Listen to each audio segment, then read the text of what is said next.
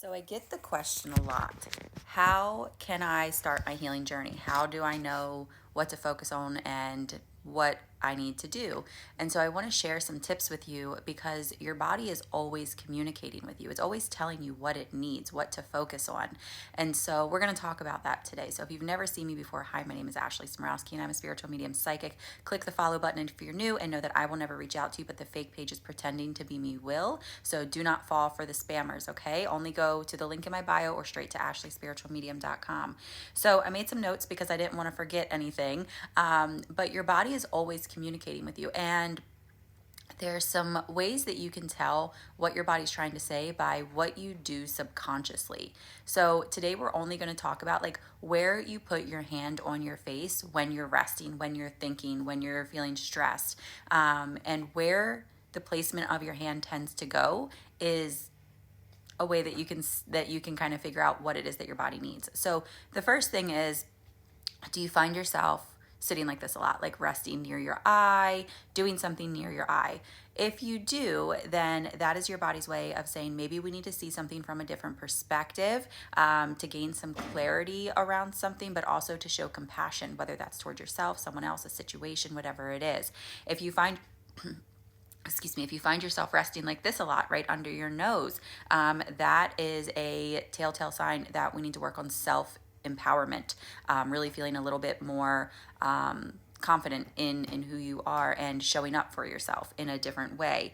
If you find yourself resting like this a lot on the chin, your hand is always on the chin, that is a sign that we need to speak our truth more, that we need to build our self-confidence, that we need to set boundaries, that we just need to kind of vocalize what our needs are, what our expectations are, and be a little bit more truthful and honest with ourselves. And then, of course, as well with others around us.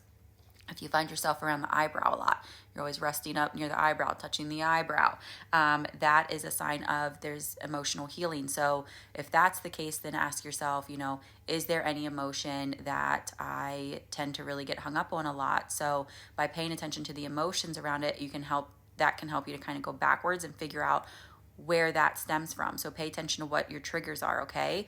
And then your body is it's always communicating with you. So it really does come down to self-awareness. It comes down to paying attention to what you're doing subconsciously. It comes down to paying attention to what your triggers are, where you get hung up. Are you uncomfortable speaking your truth? Do you doubt yourself a lot? Do you look outside of yourself for clarity or support a lot more than you go within? Paying closer attention to yourself, that's going to help you figure out what it is that your body is trying to communicate. So some things that you can do to begin to remedy these. Obviously, each situation, each scenario, each person is going to be different, but you can start a daily meditation practice. You can start journaling. That's a great way to get your feelings and thoughts out. Seek out therapy. Talk to a professional. That's another great way. You can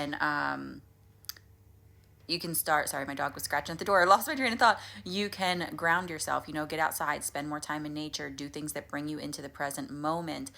All these sort of things will help you to become aware of those subconscious belief systems, those subconscious feelings, those subconscious thoughts.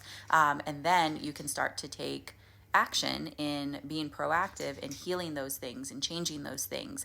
So I hope that this is helpful, but definitely start just being a little bit more aware of yourself. And if you notice your hands are in any of those places often, especially when you're in a deep place of thought or you're just kind of zoning out or, you're not really thinking, right? You're just subconsciously doing, pay attention to where your hands are and then go along with what the feeling, what the struggle, what the issue is that is kind of connected to that specific spot. So in the comments, let me know where you tend to put your hand a lot and if it makes sense for some of your own struggles.